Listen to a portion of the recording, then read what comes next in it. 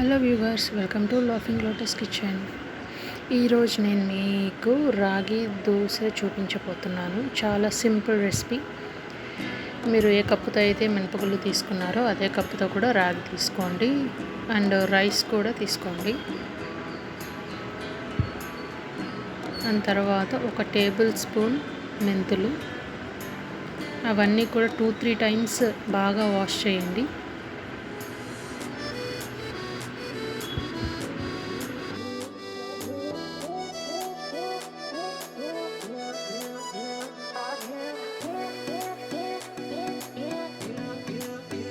Wash చేశాక 6 to 8 hours మనం నానబెట్టాలి. ఆ తర్వాత మనం మెత్తగా గ్రైండ్ చేసుకోవాలి మిక్సీలో.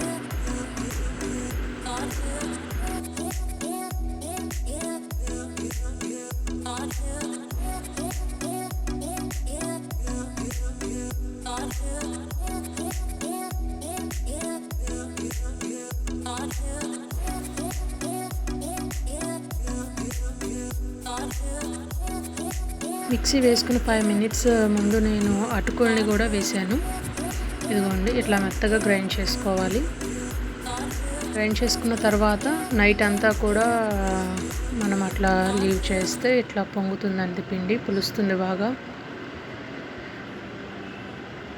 ఈ రాగి పిండితో మనము అట్లు పోసుకుంటే చాలా టేస్టీగా ఉంటాయి.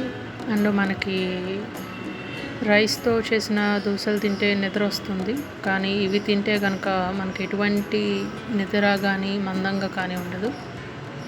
ఈ రెసిపీ మీకు నచ్చినట్లయితే మీ ఇంట్లో కూడా ట్రై చేసి కామెంట్ చేయండి. Thank you for watching.